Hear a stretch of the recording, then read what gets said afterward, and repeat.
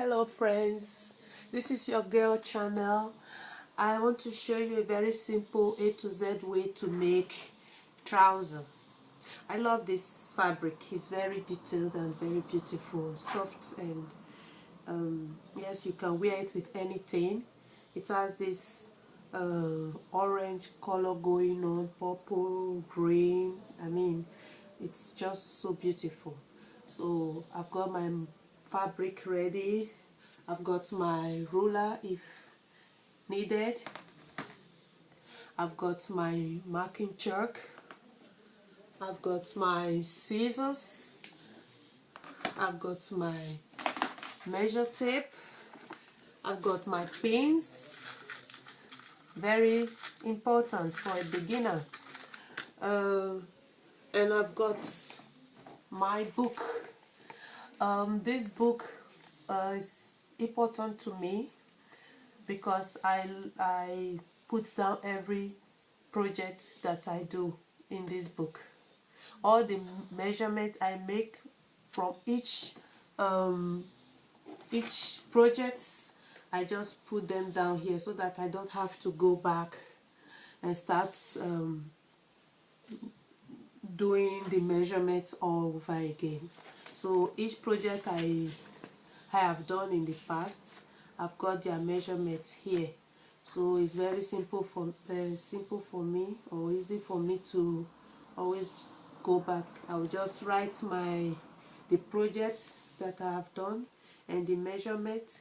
I will just put them there, the date I did it, or whatever little details, so that I don't have to forget them or have to go all the way back to start measuring myself again. And of course, a pen.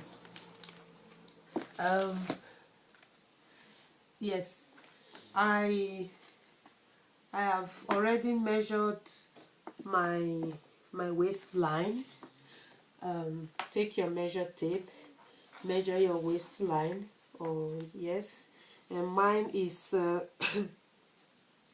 94.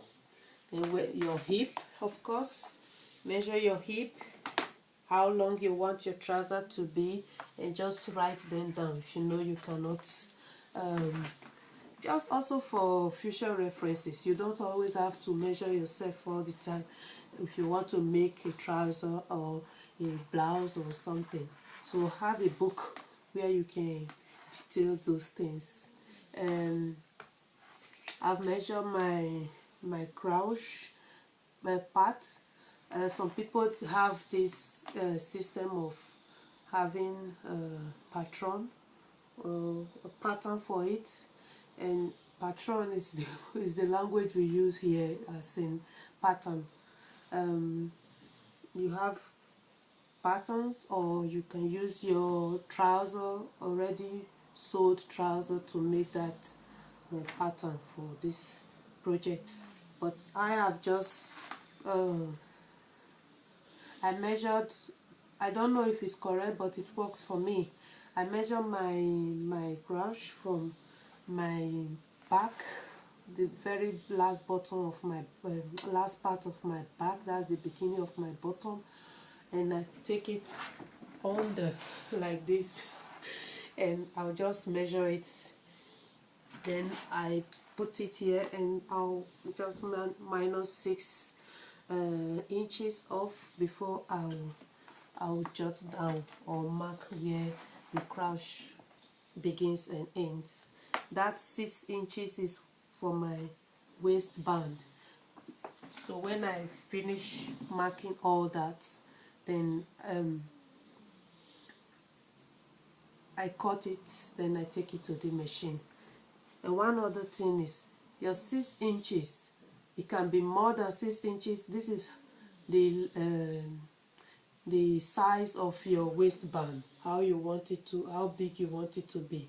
I just want mine to be like plus when you fold it and everything, it becomes 3 centimeters or 3 inches. So this is what I'm going to do now. What I've already done, I'll just cut it out like so. I've already marked it. I've marked it, if you can see it. I've marked this curve. Then I'll just let you see how I'm going to cut it. I gave about 1.5 inches for the allowance, in case you notice you want to make any adjustment, whether it's too small or it's too big. So it is very important that you have that allowance, so that there's nothing as bad as you were wearing a trouser and it's very tight and uncomfortable. So I gave that few inches so that it can be, you can make any adjustment you want. Okay, so I'll just cut it out now.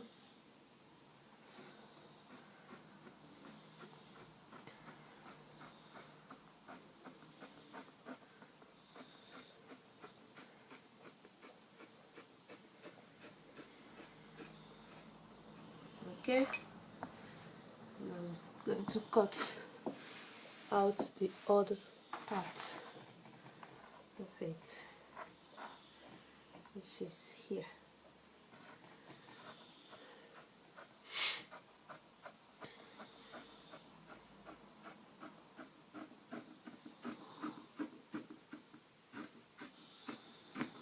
Okay,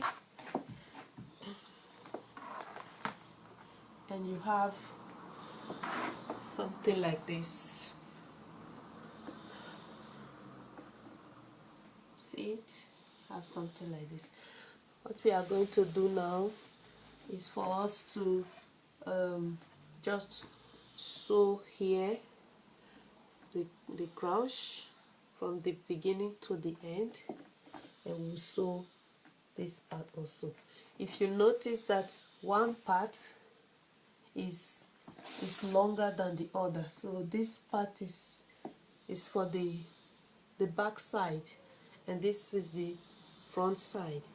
So when you sew it, you flip it over, then you get this line at the middle of the trouser.